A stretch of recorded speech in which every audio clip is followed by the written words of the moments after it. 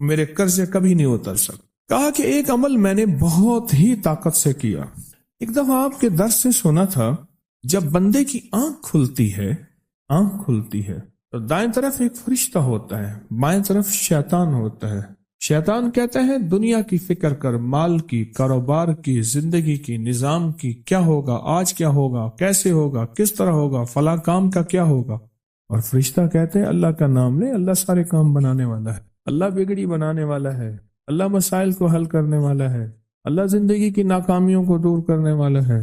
اور کہا کہ بندہ اگر اللہ کا نام لے لیتا ہے تو پیشانی پہ ایک لفظ لکھا جاتا ہے جس کو غنی کہتے ہیں، اور اگر بندہ اللہ کا نام نہیں لیتا تو پیشانی پہ ایک لفظ لکھا جاتا ہے جس کو فقر کہتے ہیں، جس کو میرا رب فقیر کر دے کائنات کی طاقت اس کو غنی نہیں کر سکتی، جس کو میرا رب منگتا کر دے کائنات کی کوئی بندہ، امیر، رئیس، بادشاہ اس کو دے نہیں سکتا۔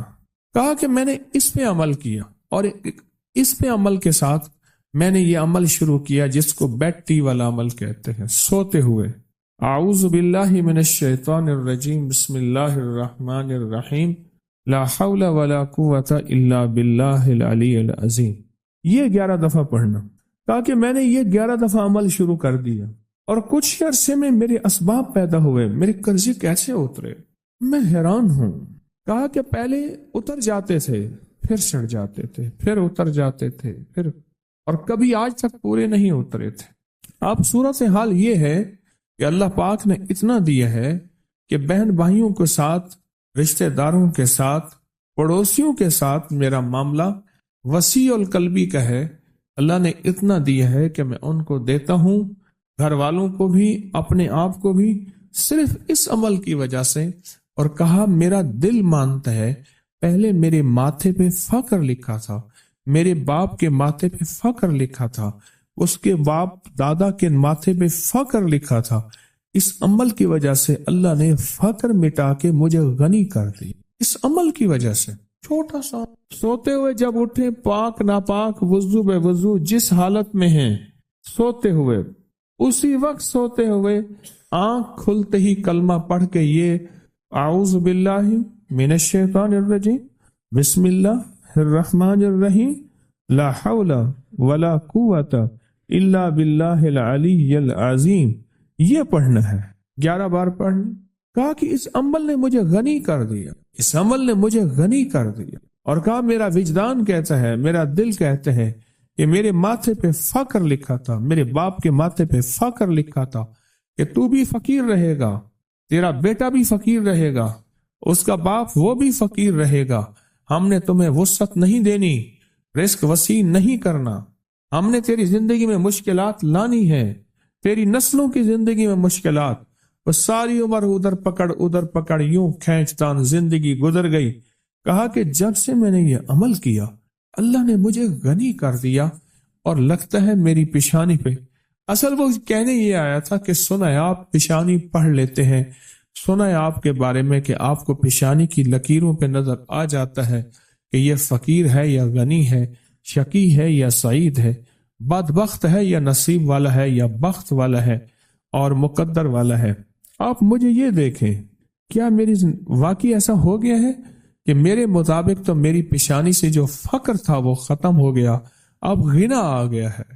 اس کا اپنا خیال تھا، اس کا میرے بارے میں ایک اچھا گمان تھا، مجھے تو ایسا محسوس نہیں ہوتا کہ میں پڑھ لیتا ہوں۔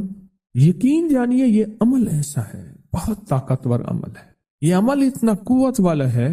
کیوں؟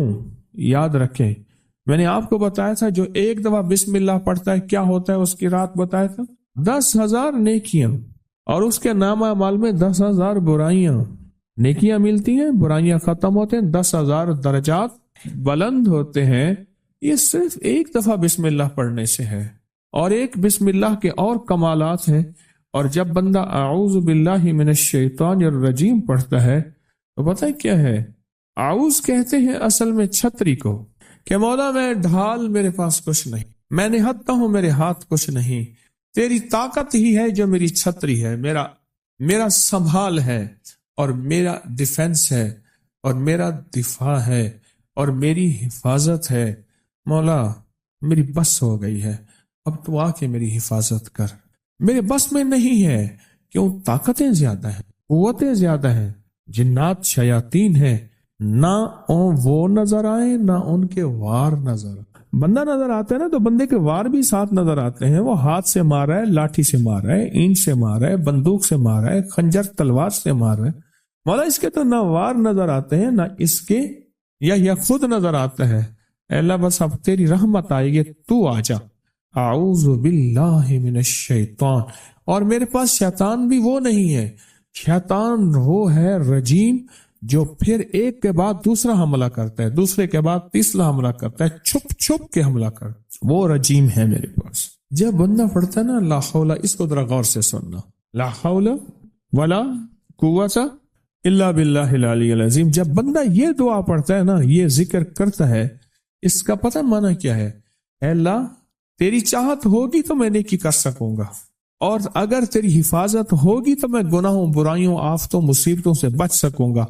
اے اللہ اپنی چاہت کو قریب کر دے میں تیری چاہت کے قریب ہو جاؤں، اور حفاظت کا نظام میرے ارد گرد کر دے، کیونکہ تیرے بغیر میں بچ نہیں سکتا، تیرے بغیر مصیبتوں سے، تکلیفوں سے، گناہوں سے، معصیت سے، خطا سے، لغزش سے اے اللہ بچ نہیں سکتا۔